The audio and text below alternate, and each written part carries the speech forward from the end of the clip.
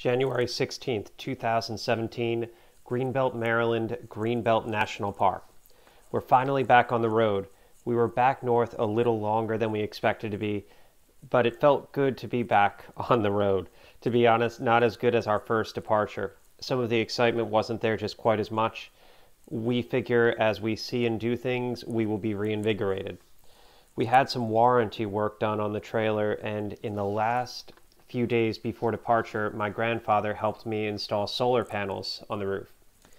Katie and I hope these untested panels will solve our power issues. During the install, Katie noticed a soft spot in the area in front of the TV. The next day I reached out to Eric, the service guy. After calling several times, I was able to reach him by email. He said they could check it out Monday at 9 a.m.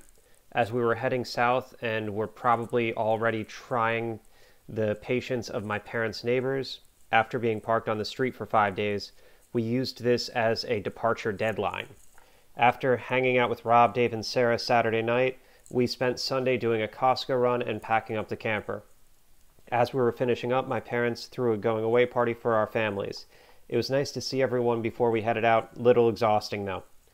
We awoke at 6:30 a.m. in our camper to start the day. We did some odds and ends, collected laundry, fought to get a stubborn, frozen Jack down, hitched up, said goodbye to my parents and Skipper, and we were off.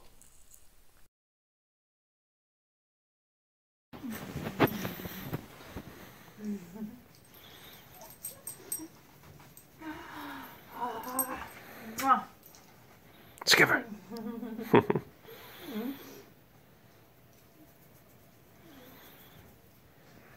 And we were off.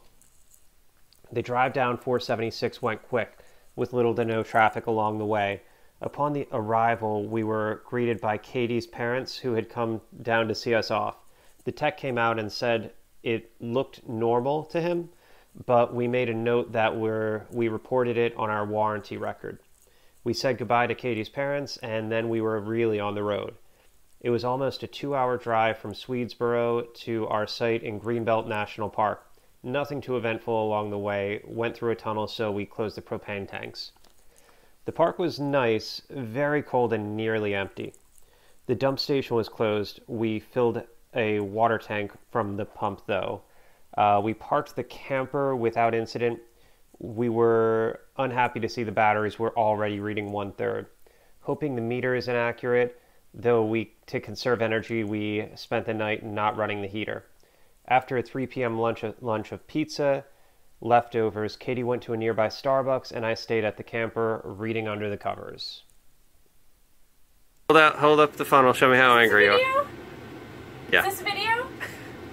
I asked John to put dirty work stuff away that was on the table last night. It was like the last thing to go away. What's his solution? To put it inside the cabinet on top of all my clean dishes. Love you, baby. So you love me too.